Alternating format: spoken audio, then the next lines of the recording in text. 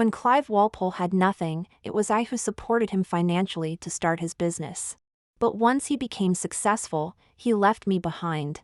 On his birthday, his first love, who had returned to the country, poked his chest and questioned him.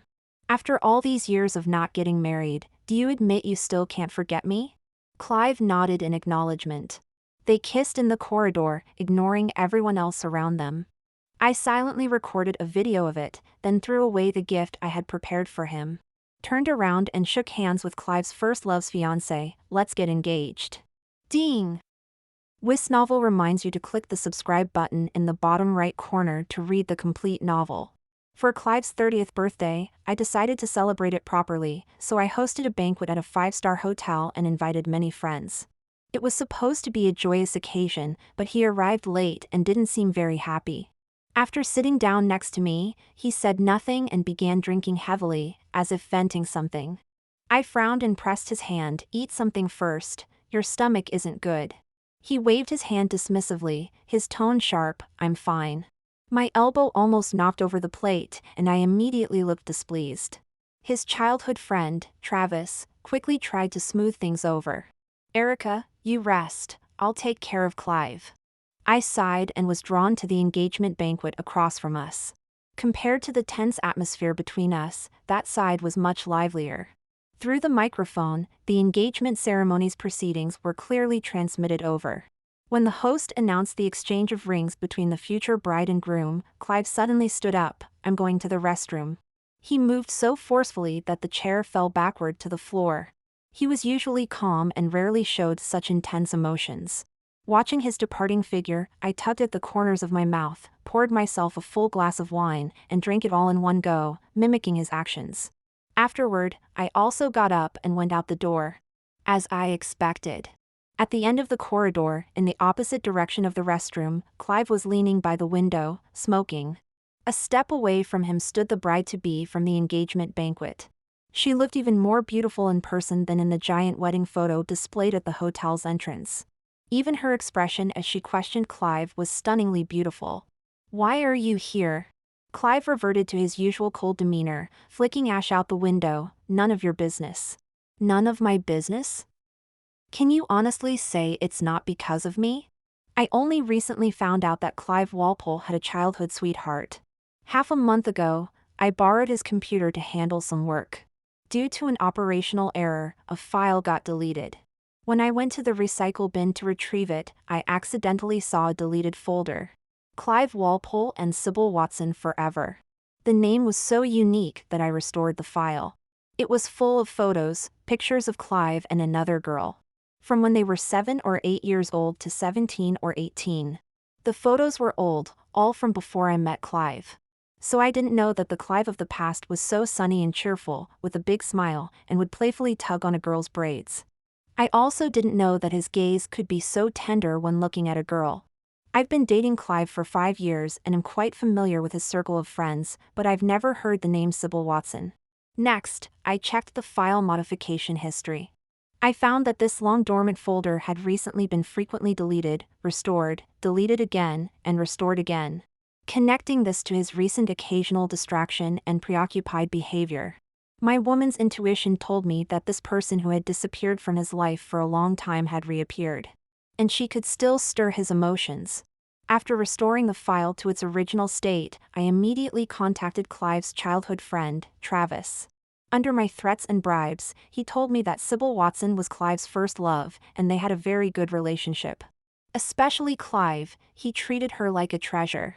But in their senior year of high school, Clive's family went bankrupt, and Sybil immediately broke up with him and went abroad.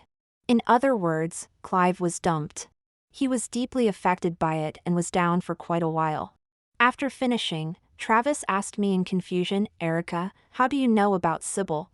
Since she left Clive and went abroad, we never dared to mention her again."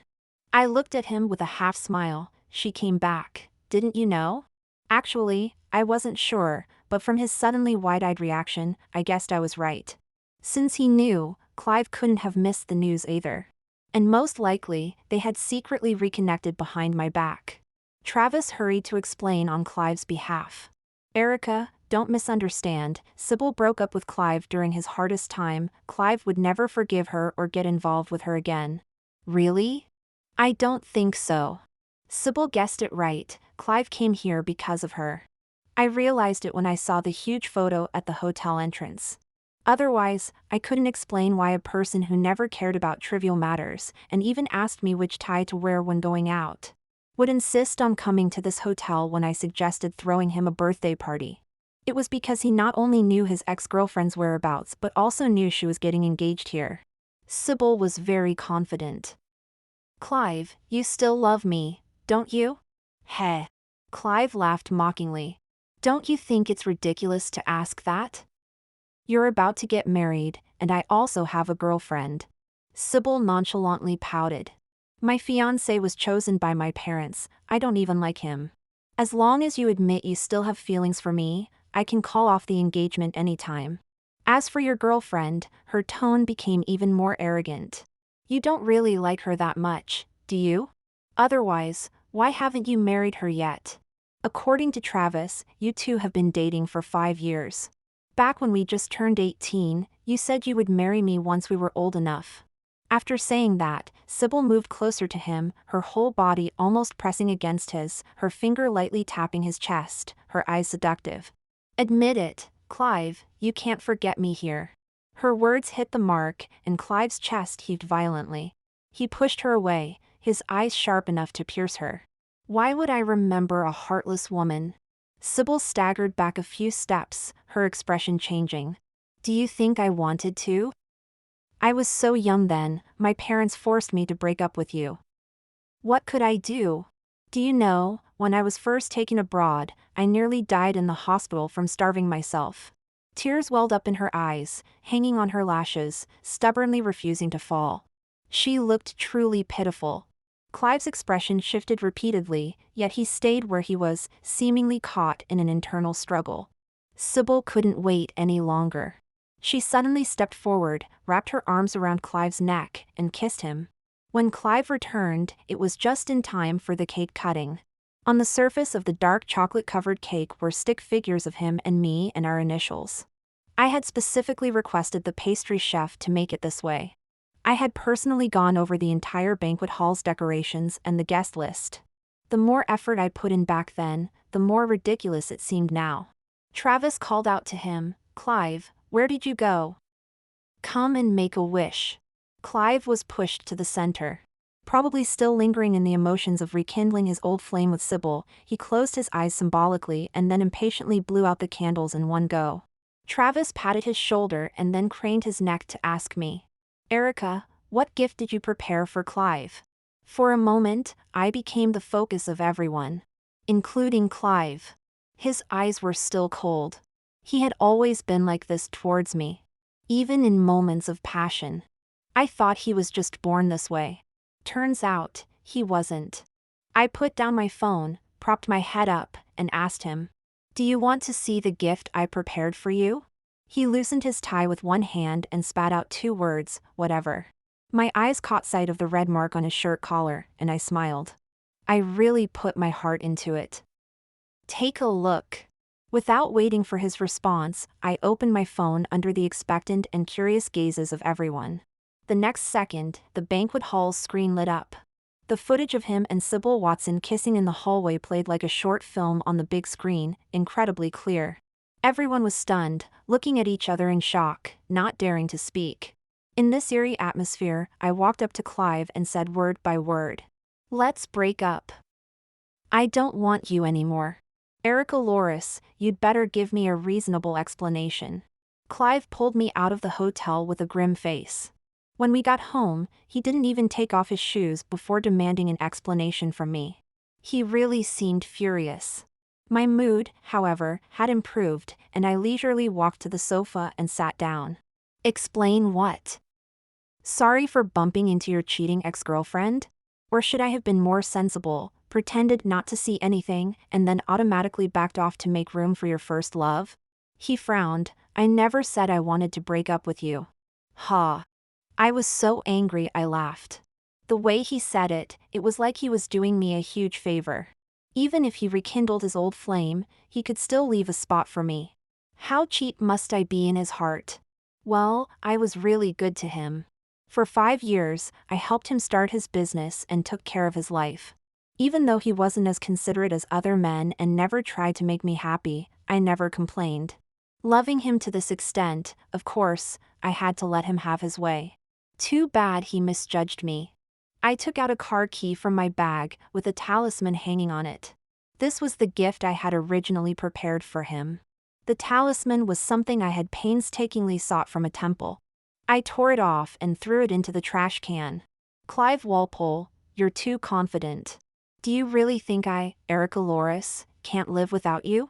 Do you think that after discovering your affair, I would beg you not to abandon me? To tell you the truth, if I had known you had such a past, I wouldn't have been with you from the start. Between Clive and me, it was he who took the initiative. During the summer vacation of my sophomore year, I interned at my dad's company and met Clive.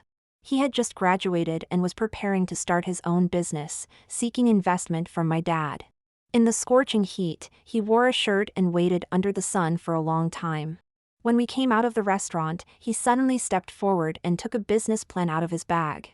"Mr. Loris, I'm sorry to bother you, but I hope you can take a look. This project is absolutely..." Before he could finish, my dad got into the car. On the way, he told me that people came to him for investment every day. Most of these young people were overly ambitious, driven by passion, and gave up after a few setbacks. It wasn't worth wasting time on them. But he changed his tone. "This young man is a bit interesting.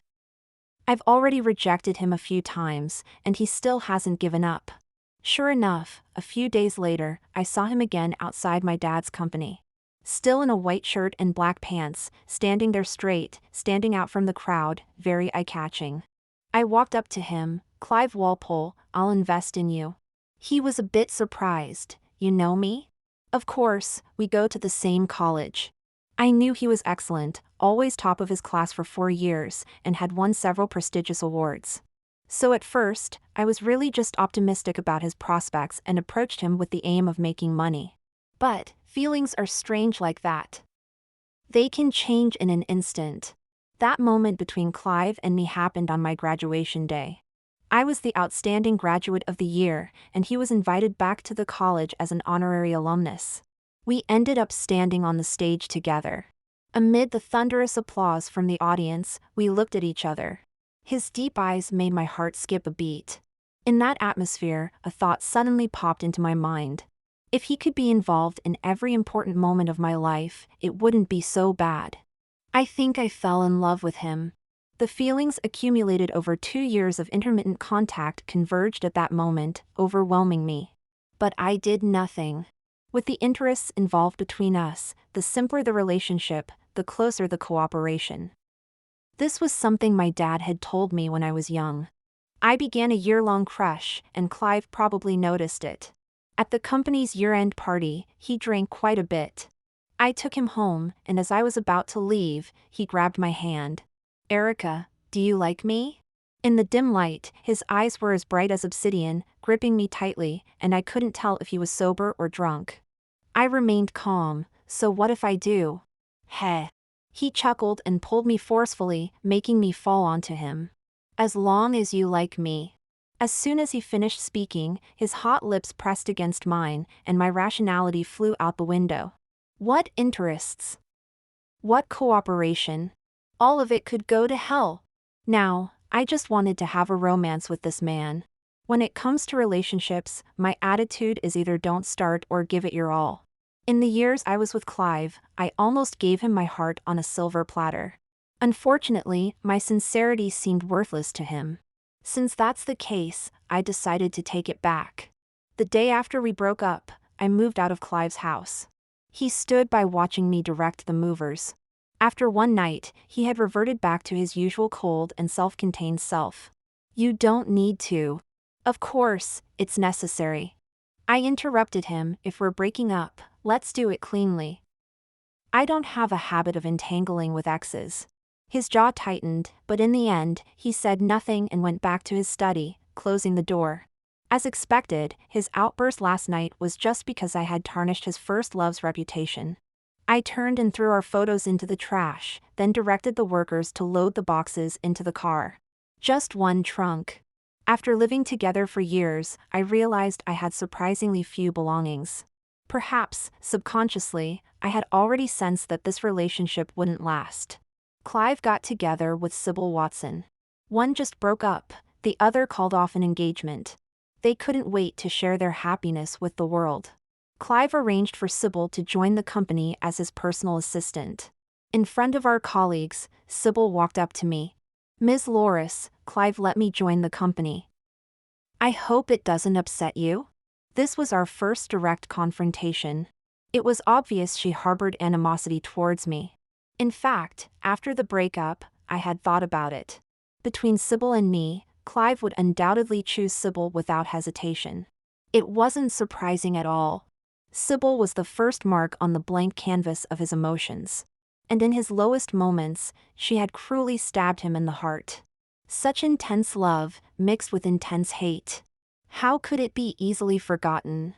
In comparison, I seemed shallow. Although I helped him when he was down, it wasn't a rescue. When I met Clive, his family had been bankrupt for years, and he had already come to terms with the drastic drop in his living standards. To him, I was merely an investor.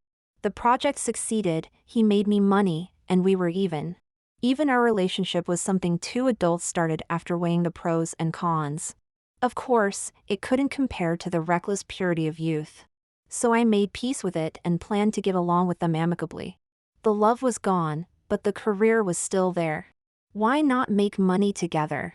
But some people just couldn't resist stirring up trouble. Sybil's position was Clive's assistant, but she acted with the authority of a hostess. Within just a week of joining the company, she wanted to fire Clive's executive assistant. Phoebe was someone I had recommended to Clive. She was our junior in college, very capable, and I had recruited her right after graduation. She had never made any mistakes at work. I had promised her that as long as I was in the company, no one would dare to bully her. When I went to Clive to demand an explanation, Sybil was also in his office. "Clive, I heard this restaurant is really good. Let's go there after work." Clive didn't even look up, "You decide." Sybil was unhappy. She grabbed his hand and sat on his lap. "Are you annoyed with me? You're not even looking at me." Clive sighed. "Sybil, I'm working." "I don't care." She wrapped her arms around Clive's neck, her red lips slightly parted, moving closer to him. Just as they were about to kiss, I pushed the door open and entered.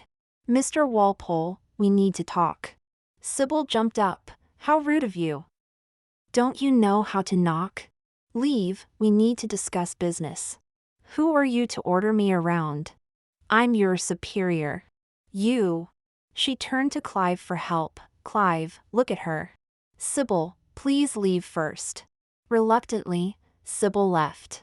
Clive adjusted his clothes and poured me a cup of coffee. "Please sit." I stood where I was. "Why are you firing Phoebe? She was negligent at work." "I hope by negligence you don't mean she refused to run errands for your girlfriend to buy a bag." Phoebe had told me that Sybil didn't like her being close to Clive and assigned her menial tasks. Once, after work, she had to travel half the city just to bring Sybil a drink while she was getting a facial. Clive raised an eyebrow indifferently.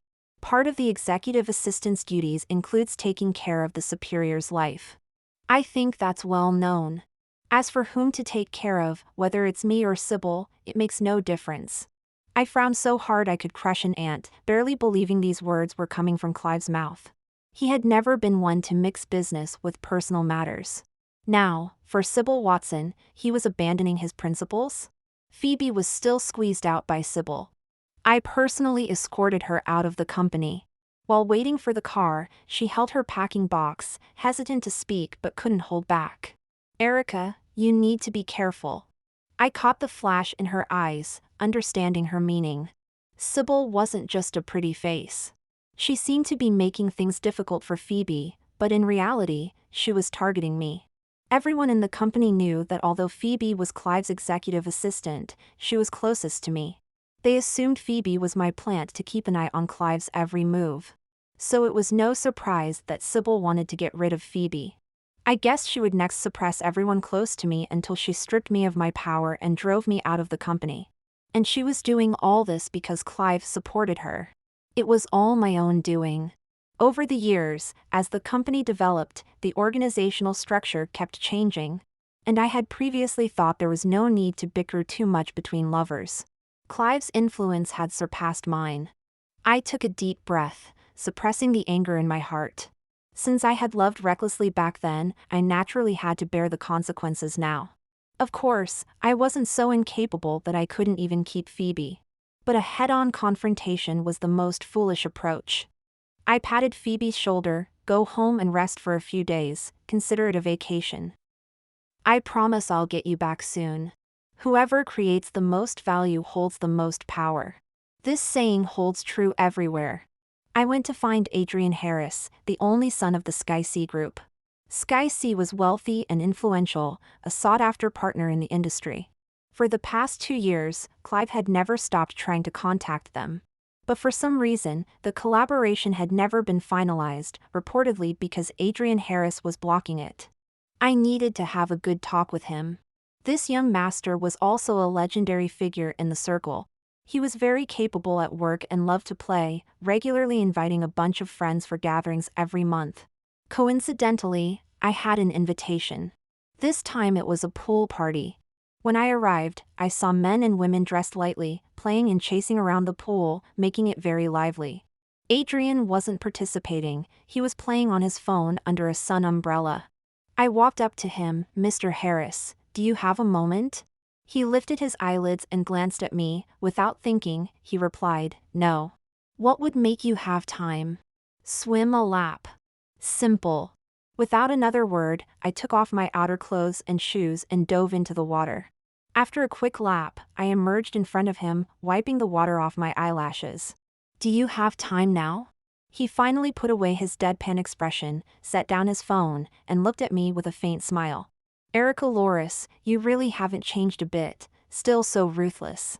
That long-lost address brought back memories. Speaking of which, Adrian and I had a bit of a history. In high school, we attended the same school.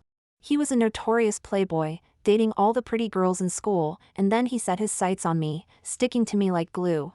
Eventually, I got fed up. When he thought he was being very suave by preparing a grand confession for me in front of a crowd, I picked up a megaphone and said, word by word, I don't like you, not at all, stay away from me. I still remember how his face turned black as if he had just returned from a vacation in Africa. Of course, the effect was significant. From then until today, he hadn't spoken to me again. Given that, why did I think he would cooperate with me? I guess I should thank Sybil Watson. Because the person she ran away from was Adrian, her ex-fiancé. Life is just one mess after another. As the old saying goes, the enemy of my enemy is my friend. I figured Adrian would want to make Clive uncomfortable even more than I did. In the hotel room, I was wrapped in a towel, my wet hair hanging loose. As I took out the project proposal I had stayed up all night working on and explained it to Adrian line by line. He leaned back on the sofa, swirling his wine glass, and suddenly spoke up. I heard your ex-boyfriend cheated on you? Yes, with your fiancé, at your engagement party. I even have a video. Want to see it? No need. By the way, just to correct you, she's my ex-fiancé. His tone was calm and indifferent, looking as if he didn't care at all. I closed the project proposal. Mr. Harris, do you have any comments on the contract? No comments. It's very thorough. I can work with you, but I have one condition. Please go ahead, Mr. Harris. He took a sip of wine, looked at me meaningfully, and said, get engaged to me. My forehead twitched, and I asked with a blank face, are you serious? He nodded. Very serious. I felt a headache coming on. Why? Before coming here, I had guessed it wouldn't be that smooth, but I hadn't expected him to make such a request. Of course, I wouldn't be narcissistic enough to think he was still hung up on me. Adrian was different from Clive. He treated emotions as a game and didn't have the perseverance to remember a woman for 10 years. He chuckled. Because I hold grudges. Marrying you would allow me to torment you as much as I want. My headache turned into speechlessness. I hadn't read many domineering CEO novels, but I couldn't come up with such lines.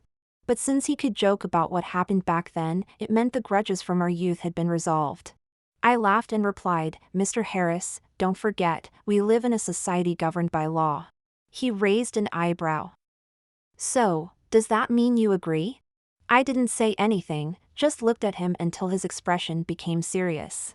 "I need a fiancé." What he meant was, if not Sybil Watson, it would be someone else. Thinking about it for a moment, I understood. I had long heard that the Harris family patriarch was dissatisfied with Adrian's playboy lifestyle, and had said that as long as he didn't get married, he wouldn't be allowed to take over the Sky Sea Group. It seemed the rumors were true. I began to seriously consider it. Adrian had a good figure and looked good, and his family was wealthy. Marrying him wouldn't be a loss. Besides, in our circle, when you reach a certain age, finding a well-matched partner for a marriage of convenience is the best choice. I had already proven through personal experience that true love isn't as stable as mutual benefits. Since that's the case, why not return to reality? But, thinking about how both men around me had connections to Sybil, I still felt a bit uncomfortable. What if he turned into another Clive Walpole? Wouldn't the risk be too great? Adrian saw my hesitation and immediately threw out a bait. "I'll add 2 more points to the contract price." Deal. Holding the contract signed with Adrian Harris, I called back Phoebe and promoted her to the position of marketing manager. Clive didn't object to this, but his face didn't look too good. After the meeting, he sent the others away and asked me seriously, "You're getting engaged to Adrian Harris?" "Yes." "Why?" "It's suitable." He ruffled his hair in frustration. "Erica, don't ruin your life just to get back at me." I felt a mix of emotions. I didn't know whether to laugh at his overconfidence or thank him for his concern. After all these years, my kindness to him hadn't been entirely in vain. After thinking for a moment, I told him, "Relax, you don't have that much influence." Besides Clive, Sybil's reaction was also noteworthy. In the break room, she stormed up to me. "Erica Loris, do you like picking up things I don't want that much?" First Clive, now Adrian. "Do you have to be involved with every man I've dated?" Her eyes were wide open, and she was breathing heavily, as if I were the one stealing her boyfriend. I had heard from Travis that she had a princess syndrome, wanting the whole world to revolve around her. The kind who would rather destroy what she didn't want than leave it for others. It seemed she hadn't been wronged. Didn't Miss Watson break off the engagement herself? What, do you want Adrian to remain celibate for you? Why don't you ask him first if he's willing? Are you reacting so strongly because you regret being with Clive? Of course not. Her expression was a bit guilty. Yes, how could she have the nerve to regret it? Clive treated her extremely well. Gifting her villas and luxury goods, giving her shares. Even supporting her father's investments with his own money. His love-struck behavior surpassed even what I had been through. What more could she be dissatisfied with? Ignoring her, I had a lot to do. Not to mention the company affairs, the engagement with Adrian was also on the agenda. The drama of his ex-fiancée running off with someone else hadn't even ended, and he was already planning another grand engagement banquet. I needed to come up with a flawless explanation to deal with people's speculations. There were many things waiting for me to handle. I didn't have time to waste on her. But Sybil didn't understand human language. While I was trying on engagement dresses with Adrian, she walked into the same store, arm in arm with Clive. "You guys are here to try on wedding dresses too?" What a coincidence. No one responded. She leaned her head on Clive's shoulder, looking sweet, and said, "Clive and I are also getting married." As she said this, she looked at Adrian. Unfortunately, the young master was busy enjoying his drink on the sofa and didn't even spare a glance. So, Sybil turned to look at me. "Why don't we do it together?" I can't decide which one to choose. "Erica, can you help me?" "Erica?" I have to say, I really admire Sybil Watson. Even though she would love to stab me twice behind my back, she can still act like we're best friends on the surface. I ignored her and took my dress to the fitting room. When I came out, she was standing outside with her arms crossed, looking at my dress with a smile that didn't reach her eyes. "Erica, did you know that I also chose my engagement dress with Adrian at the store?" I was getting a bit annoyed. "So what, did you put your name on the store so no one else can come?" "Not at all, I just thought that when Adrian brought you here, he must have remembered me. He personally helped me pick out my engagement dress back then. And you know what, his parents really like me." "You haven't met them yet, right? Do you want me to give you some tips?" It seems she's not only a princess but also delusional. I don't want to have anything to do with her, so I walked away. "I'm not finished, don't leave." She tried to grab me. "You're so annoying." I swung my hand back, and she stumbled a few steps, knocking over a mannequin in the display area. Then, my foot got smashed. "Damn it! Our deal is off." My right foot's little toe was fractured, and I would be immobilized for some time. After getting bandaged at the hospital, I spoke angrily. Adrian, who was about to help me into the car, paused, and his tone was helpless. "My dear, it wasn't me who hurt you, why are you blaming me?" "It wasn't you, but it was because of you." The pain from my injury kept throbbing, and in the end, this person in front of me was also to blame. Seeing him made me angry, so I didn't care about the consequences and took out my phone to call my family's driver. But he snatched it away. Adrian coaxed me like a child. "I'm sorry, it's my fault." "I apologize." "What do you want?" "I'll compensate you." "Compensate?" I said angrily, "then you break a bone too." He raised an eyebrow. "Are you serious?" I remained silent. "All right." Then he glanced inside the car, grabbed the thermos from the armrest box, placed his left hand on the car body, and raised the cup with his right hand, aiming at his index finger. "You're crazy." I angrily grabbed his hand. Even though I knew he was just acting, at least his attitude was sincere. I was acting on impulse anyway. As my anger gradually subsided and I calmed down, I asked him, "What's the deal with you and Sybil Watson?" Although Sybil broke off the engagement with Adrian for Clive, after these two encounters, I felt that her feelings for Adrian were not just possessiveness. It seemed more like unwillingness and jealousy. Adrian raised an eyebrow. "I thought you would never ask." "If it weren't for today's incident, I wouldn't have asked. It's normal to have exes, but since she's affecting me now, I need to understand clearly. This is called risk avoidance." He shrugged his mouth but still told me. "We met through a blind date.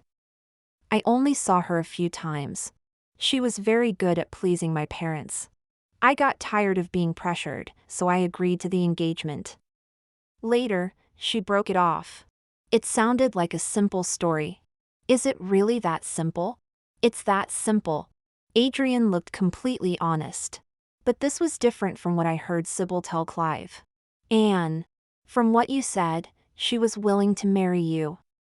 So why did she break off the engagement and run off with someone else?" Adrian shrugged. "Who knows, isn't it said that a woman's heart is like a needle at the bottom of the sea?"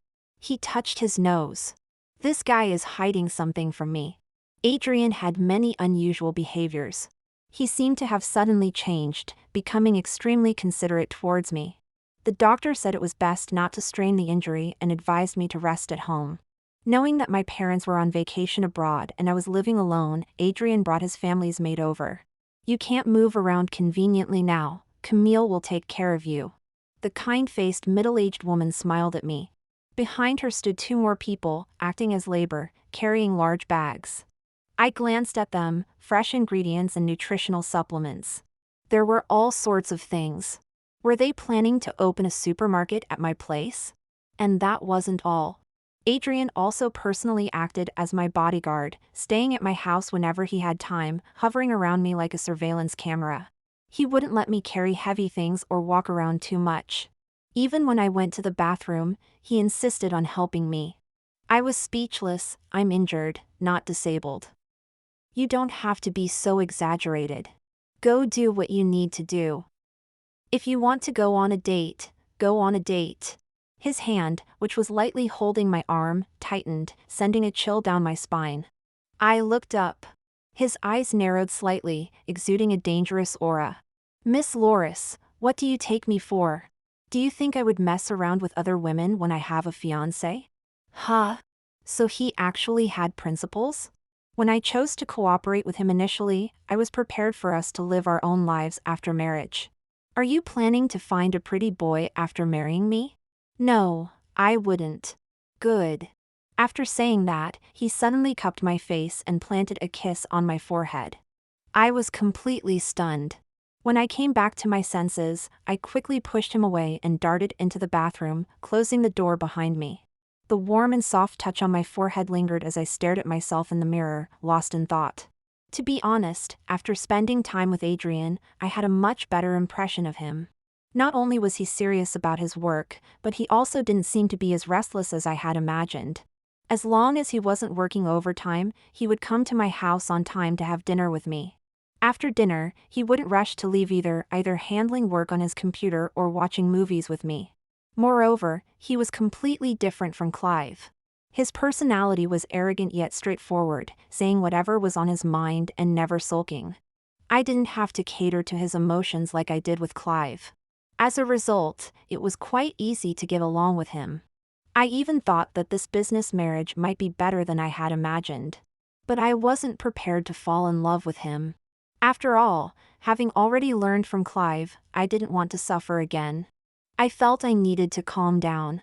So, while Adrian went back to the company to handle some matters, I called Phoebe to pick me up. Work could help clear my mind. I was busy in the office for most of the day until the ringing phone brought me back to reality. I looked up and saw that it was already dark outside. Adrian said he was on his way to pick me up. No need. Camille has already made dinner, including your favorite squirrel fish. My stomach growled in response, as if on cue. I couldn't help but swallow. Honestly, Camille's cooking was really delicious, comparable to a 5-star hotel chef. Over this period, she had spoiled my taste buds, and my weight had shot up. I was torn. Should I stay rational or satisfy my appetite? Forget it, I gave up struggling. What could he do, eat me? Hanging up the phone, I eagerly packed up my things and prepared to wait for Adrian in the parking lot. As soon as I stepped out of the office, I saw Clive. He was leaning against my assistant's desk, tapping his fingers rhythmically. It was his habit when he was upset. I didn't greet him and limped past him. I'll drive you. No need, someone is coming to pick me up. He didn't say anything else, slowed his pace, and automatically followed me. We entered the elevator one after the other. The reflective metal doors showed our figures clearly. After a moment of silence, I spoke first. Mr. Walpole, you're getting married. Is this appropriate?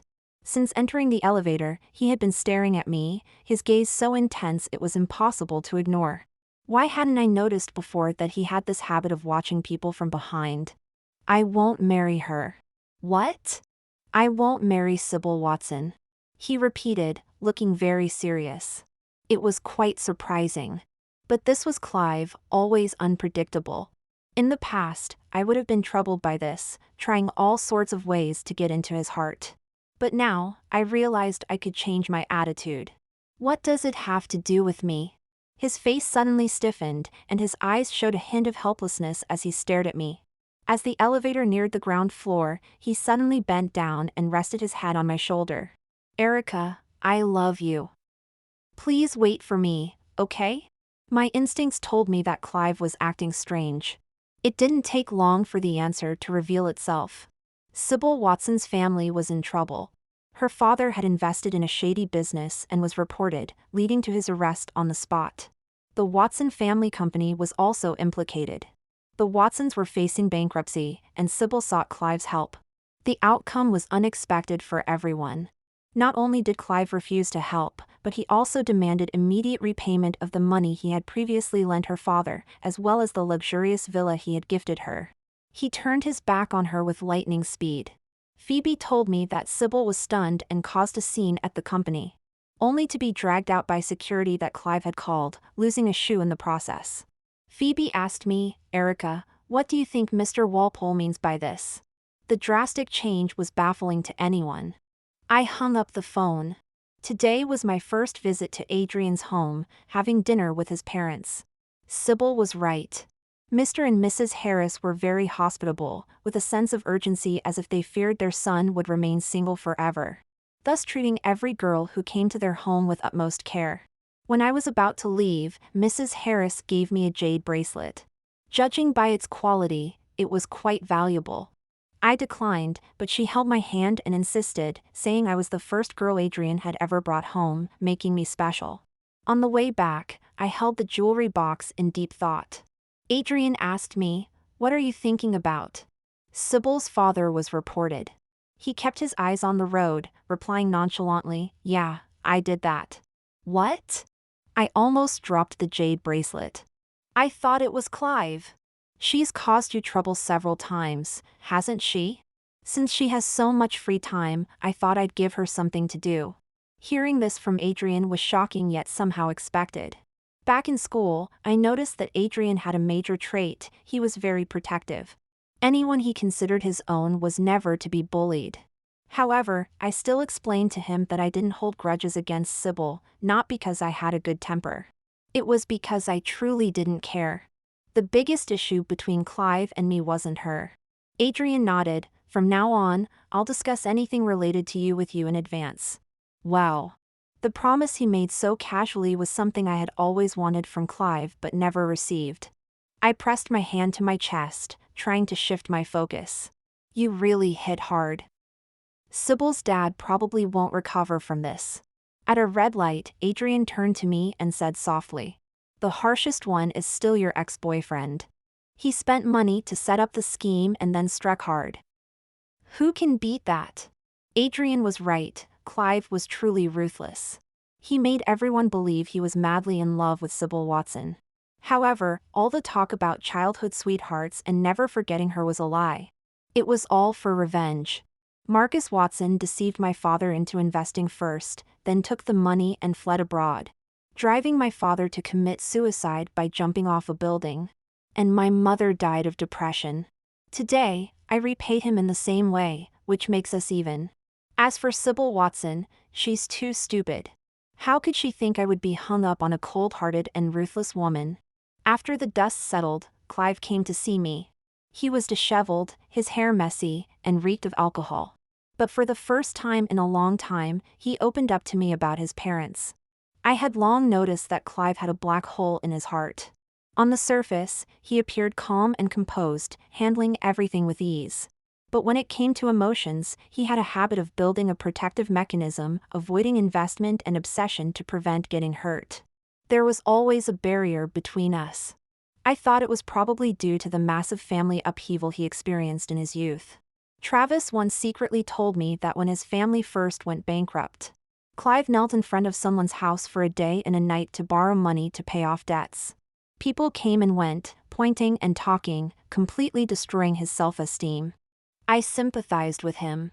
I also tried to heal him, secretly seeking help from a psychologist.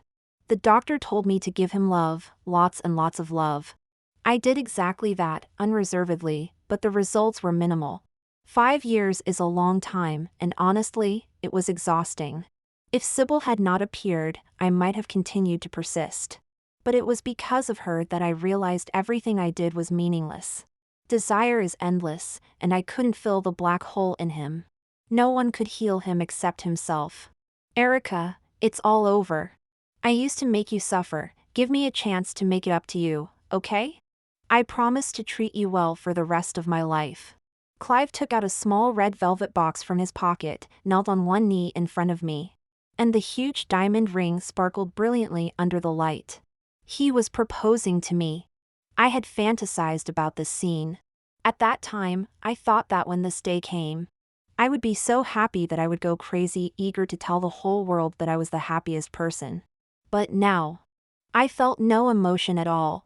Leaning on the sofa, with my left hand supporting my chin and my right hand playing with the blooming camellia on the coffee table, I said blandly, "You forgot, we already broke up, and I am already engaged.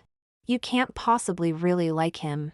I snorted coldly. "Are you sure you know me? So what color do I like? What do I love to eat? What do I avoid eating? Which movie do I watch most often? Do I like hiking or going to sea? His brows furrowed into a line, unable to answer any of them. How ridiculous. Even if he had put in a little effort back then, it wouldn't have come to this. I'm sorry. Fine beads of sweat oozed from Clive's forehead. His palms clenched tightly, seemingly using all his strength just to hold up that diamond ring. I can change, as long as you give me another chance. Why should I give you a chance? I raised my voice. How could he easily say this, as if those 5 years of neglect could be wiped away with a single stroke? Clive, I'm not your mother. I have no obligation to bear your regrets, nor do I have an unlimited obligation to tolerate you. If you have any conscience left, never disturb me again. The diamond ring was still dazzlingly bright, but the more it shone, the more ridiculous Clive's actions seemed. I looked at him coldly until he finally dropped his hand in defeat. Clive left. I slumped on the sofa, my head throbbing from the earlier excitement. Adrian sent a text message, "Are you ready? I'm waiting for you downstairs." I came to my senses, remembering that today my parents were returning to the country. And I had arranged to go to the airport with Adrian to pick them up. After washing my face with cold water, I pulled myself together and went downstairs. Halfway there, Adrian stopped the car to refuel and asked me to help find his wallet. As I rummaged through the car, an A4-sized document envelope fell at my feet. And a photo of Sybil Watson slipped out. Curiosity got the better of me, and I opened the envelope. It was Sybil Watson, in intimate and explicit photos with several men. Different skin colors, different ages. Sigh, you found it. Adrian poked his head through the car window. I should have destroyed them earlier. I waved the photos in my hand. This is the real reason she broke off the engagement, isn't it? You threatened her with these? He shrugged, admitting it. She had a wild time abroad. I said if these photos got out, not only would my parents oppose it, but she wouldn't have a chance to catch a rich husband. I asked you before, why didn't you tell me? Afraid you'd tell your ex, and if you got back together, where would that leave me? There was a hint of bitterness in his tone, and the anger Clive had caused me dissipated completely. I took his hand proactively. Let's go, my parents are waiting. They can't wait to meet you. The past cannot be pursued, but the future is still promising.